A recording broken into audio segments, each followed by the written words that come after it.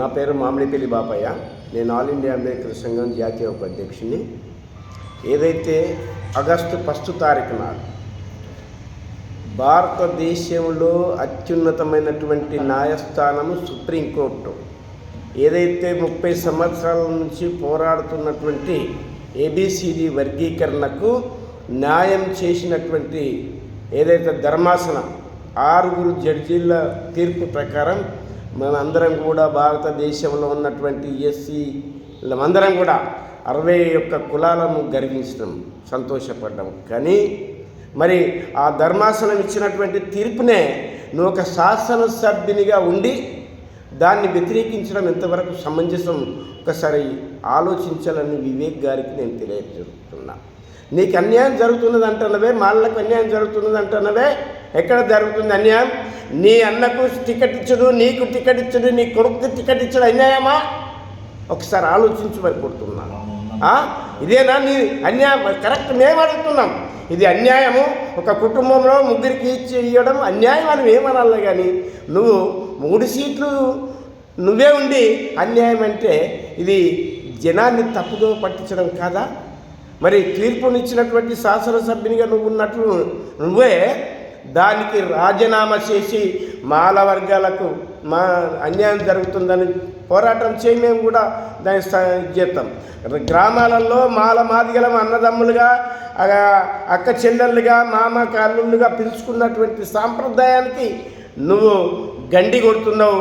వివేక్ గారు ఒకసారి ఆలోచించుకోవని మేము చేస్తున్నాం. ఎప్పటికైనా ఒక కుటుంబంలో 4 అన్నదమ్ములు ఉంటే తండ్రి సంపాదించిన ఆస్తి 4 పంచుకోవాలి. మరి మనకు అంబేద్కర్ మహనీయుడు ఏదైతే రిజర్వేషను అందరికి ఇచ్చిండు, ఆ రిజర్వేషన్లు ఒక కులానికే జరుగుతుంది, ఉన్నత వర్గాలకే అది ఇదవుతుంది. కాబట్టి మందకృష్ణ గారు 30 సంవత్సరాల క్రితం పోరాటం చేసేది ఏబిసిడి వర్గీకరణ అయితేనే మాలమాదిగలకు న్యాయం జరుగుద్ది అని చేసిండు. అది మేము దాన్ని గర్విస్తున్నాం. మళ్ళా అంబేద్కర్ తర్వాత ఈరోజు ఆయన ఏబిసిడి వర్గీకరణ అందరికి సమానం చేసిండు కాబట్టి వాళ్ళ సరసలో నిల్చుండబోతుండు మందకృష్ణ గారిని గుర్తుంచుకో. ఇద్దంకి దయాకర్ గారు కూడా దాన్ని సమర్థించాడు. ఆయన ఒక నాయకుడు, ఆయన ఒక లీడర్ అని ఆయన కూడా సమర్థించాడు. నువ్వెందుకు సమర్థించకూడదు?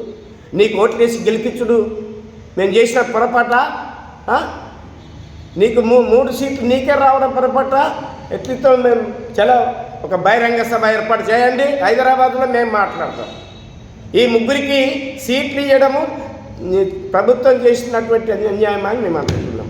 మరి ఇక్కడ ప్రభుత్వంలో ఉన్నటువంటి ముఖ్యమంత్రి గారే ఏబిసిడి వర్గీకరణ చేస్తున్నంటే మరి నువ్వు ఏబిసిడి వర్గీకరణకు వ్యతిరేకం చేస్తున్నవే.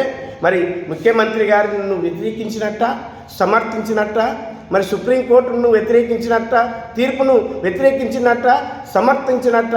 నువ్వు ఒక శాసనసభ్యునిగా ఉన్నటువంటి నువ్వే మరి ఇట్లా చేస్తే ఎట్నండి?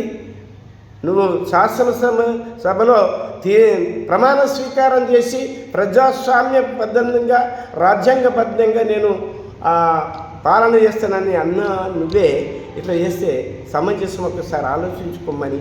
మరి ఇక్కడ మరి మాదిగలు ఎత్తే నీ పరిస్థితి ఏందో ఒకసారి ఆలోచించుకోమని మేము ఈ సందర్భంగా ఈ ప్రెస్ మీట్ సందర్భంగా తెలియపరుస్తున్నాము. గుర్తుంచుకో.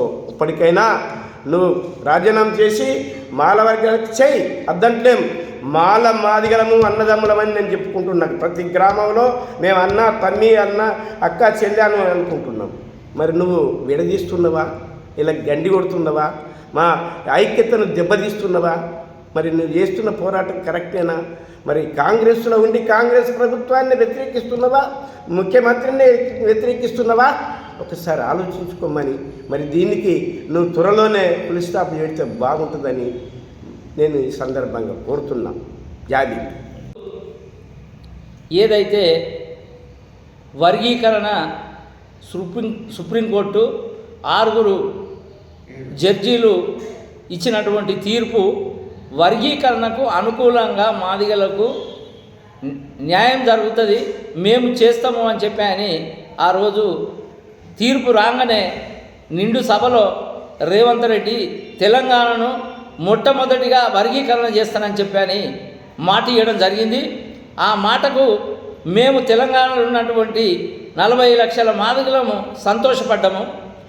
కానీ ఇప్పుడు అదే పార్టీ లోపట గెలిచినటువంటి ఎమ్మెల్యేలు ఇద్దరు అన్నదమ్ములు కొడుకు ఎంపీగా ఉన్నటువంటి ఒకే కుటుంబము మాలలందరినీ కలిసి మాలలకు నష్టం జరుగుతూ ఉంది, వర్గీకరణకు మనం అడ్డం తిరగాలని చెప్పని, వర్గీకరణ ఆపాలని చెప్పని వివేకు ప్రతి జిల్లాకు కూడా ఫండ్ పంపించి బహిరంగ సభలు పెట్టి మాలను రెచ్చగొడతా ఉన్నారు.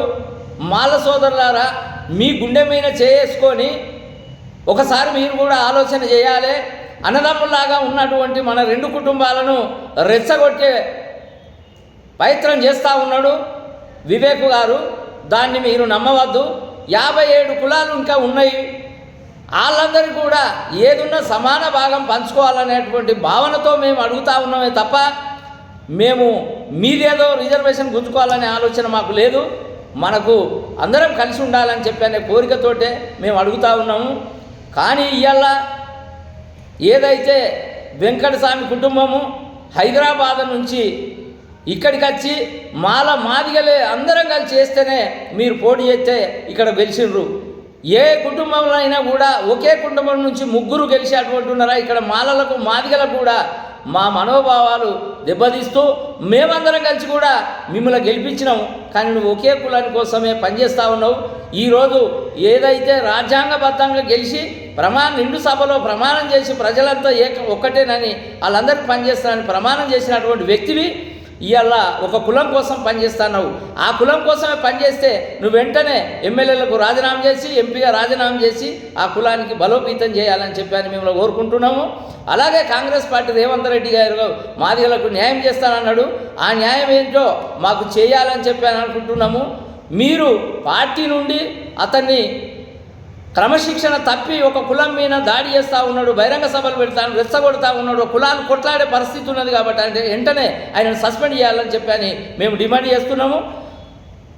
అలాగే సుప్రీంకోర్టు కూడా ధర్మాసనం ఇచ్చినటువంటిది ఈ దేశానికి ఒక ఉన్నత స్థాయిలో ఉన్నటువంటి జడ్జీలు ఇచ్చిన తీర్పు అది కరెక్ట్ కాదు అని చెప్పి అంటాడు. కాబట్టి కోర్టు ధిక్కారం కింద కూడా అతన్ని చర్య తీసుకొని ఆయనను అరెస్ట్ చేయాలని చెప్పని కూడా మా జాతి డిమాండ్ చేస్తూ ఉన్నది.